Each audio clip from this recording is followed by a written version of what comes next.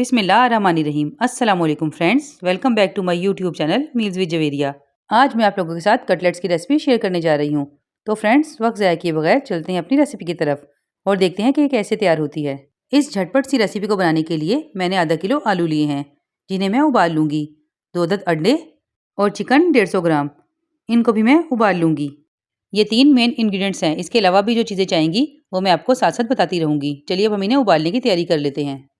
ये मैंने चिकन को अलग से उबलने के लिए रख दिया है, थोड़ा सा नमक और थोड़ा सा लहसुन अदरक का पेस्ट डालकर, और आलू और अंडे अलग उबलने के लिए रख दिए हैं। तो फ्रेंड्स, ये देखिए आलू उबल गए हैं, इन्हें मैंने मैश कर लिया है। अंडों को भी छीलकर मैश कर लिया है और चिकन को इस तरीके से श्रेड कर लिया है। अब मैं इन तमाम चीज़ों को एक बड़े मिक्सिंग बाउल में डाल दूंगी। ये कटलेट्स बनाकर आप बच्चों को स्कूल लंच बॉक्स में भी दे सकते हैं और मेहमानों के आगे भी रख सकते हैं टी टाइम स्नैक्स के तौर पर, या चाहे तो इसके सैंडविचेस बना लीजिए या फ्राइड राइस के साथ इसे सर्व कीजिए। ये हर तरीके से बहुत ही मज़ेदार लगते हैं।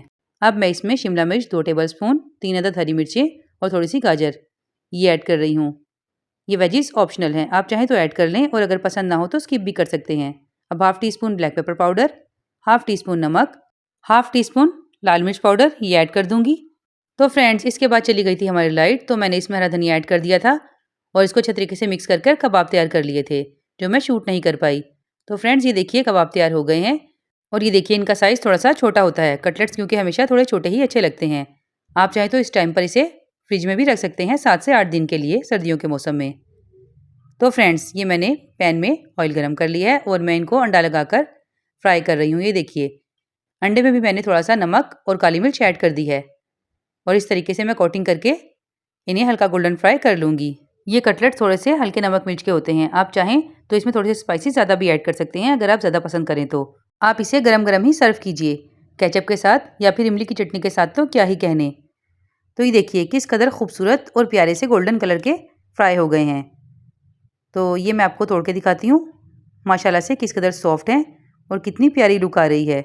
जायके में भी ये बहुत ही शानदार हैं। तो फ्रेंड्स, ये थी मेरी आज की आसान सी रेसिपी। उम्मीद करती हूँ आप लोगों को पसंद आई होगी। फिर मिलूंगी आपसे ऐसी ही मज़ेदार रेसिपी के साथ।